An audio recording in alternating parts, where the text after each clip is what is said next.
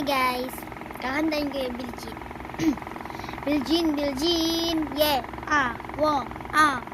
mga chicks, malapit ka sa dumayabasig na, oo, katasa. Malanding Pilipinang mga taga-malikinig kayo ito, pinigitilat sa Pilipina, ito ko matangge.